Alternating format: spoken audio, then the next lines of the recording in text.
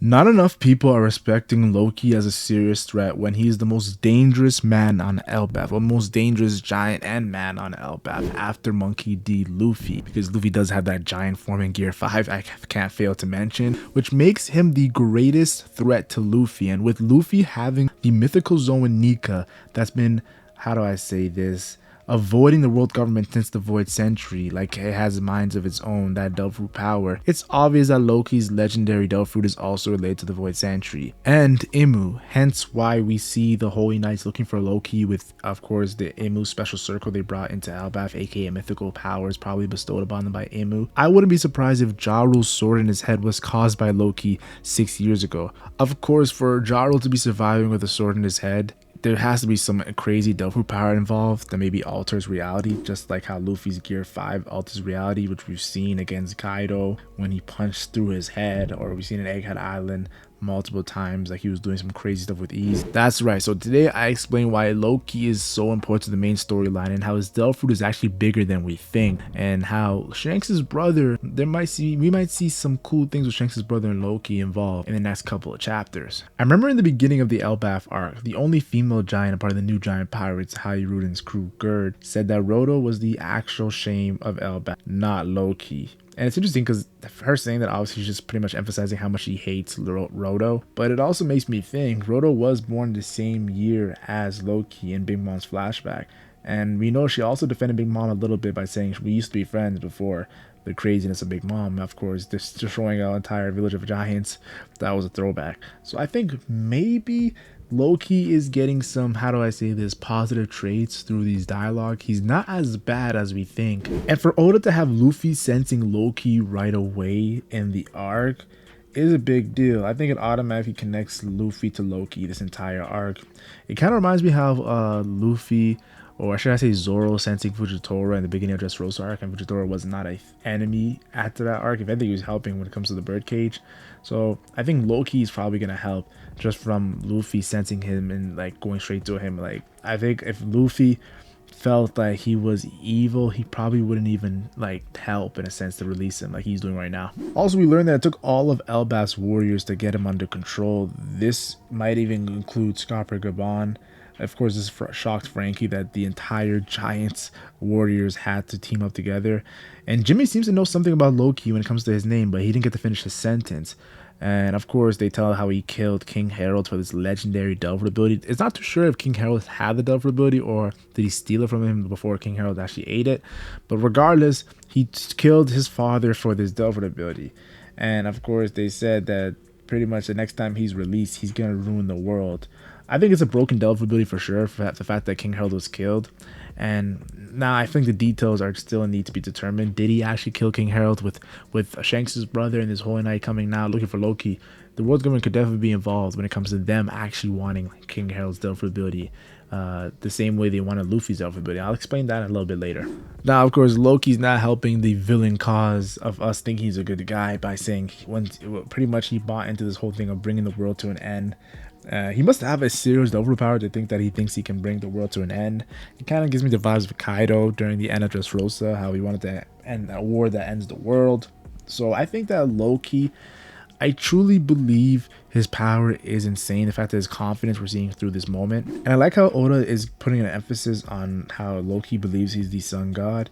And then Oda also does a special bounty around the same time. Oda's emphasizing his pretty much mythological power or his lore to this Elbaf sun god. So I do think that this is legitimizing his Delver power as something crazy.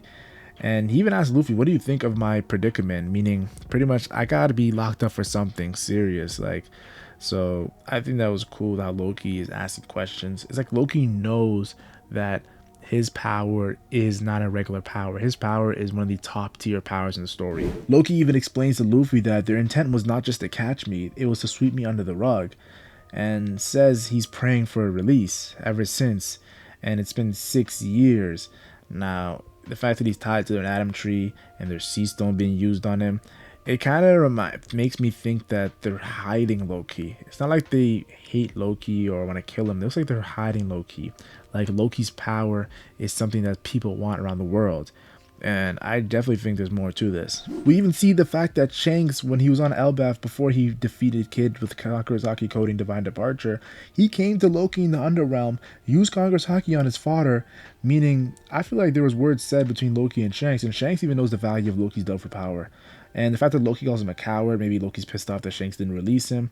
And of course, there's the whole theory of Loki actually didn't kill King Harold. It was actually Shanks' twin brother, so maybe that's why he doesn't like Shanks. Regardless, I feel like it's pretty insane that how Loki's shocked that Luffy's able to tame the beast. He's realizing Luffy's not a regular guy. I think he'll be more shocked when he sees Gear 5.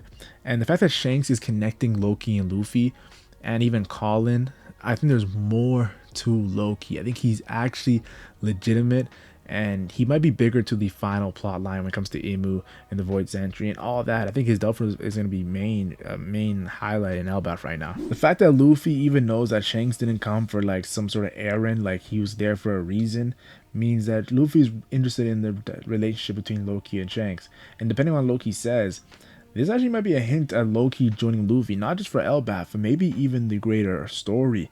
We know Yamato, we got teased of Yamato joining in Wano, so I wouldn't be surprised if Oda goes to Wano, Egghead, and then finally he goes to his Elbaf and gives us a new crew member.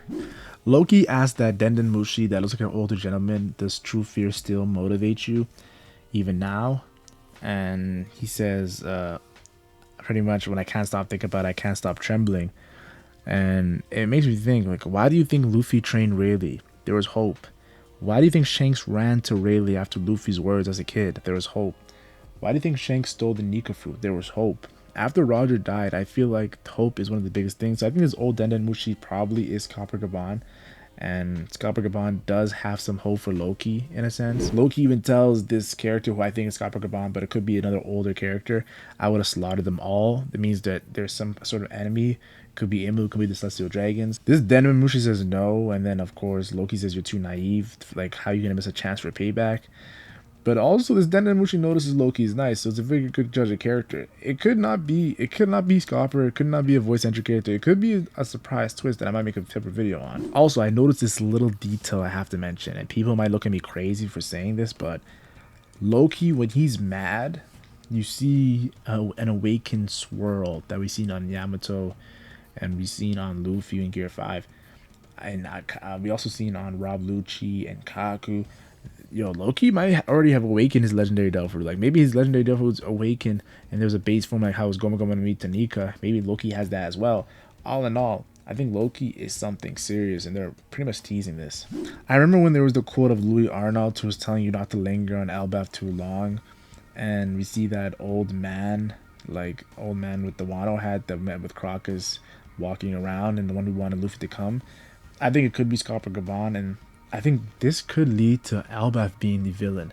Imagine the entire island being the villain. Somehow the island terrain, it kind of reminds me of Hunter x Hunter in the Dark Continent, how that was more serious than any threat on the Dark Continent, just how to survive there.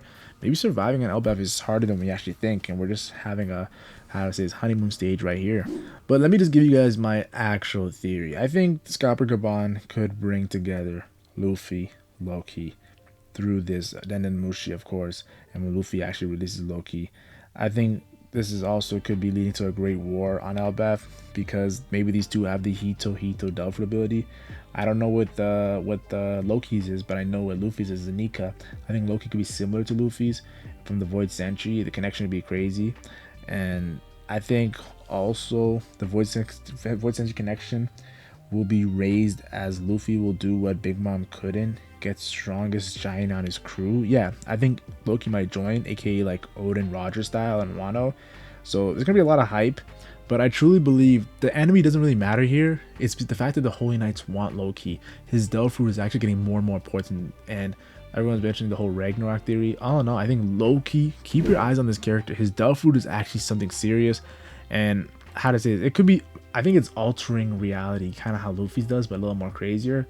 And it's probably one of the most broken Delphi. I think it's actually not a mythical zone, or I think it could be a mythical zone with the Hito no Mi, but if it's not, it's probably a paramecia, some special paramecia like Katakuri, where even it's special in the sense of like never seen before, like something wacky, where yeah, it was definitely very helpful in the Void Sentry. You might even get this leading to a flashback of some sort, but yeah, I can't wait to see where it goes with Loki. I'm excited, and debate in the comments if you disagree.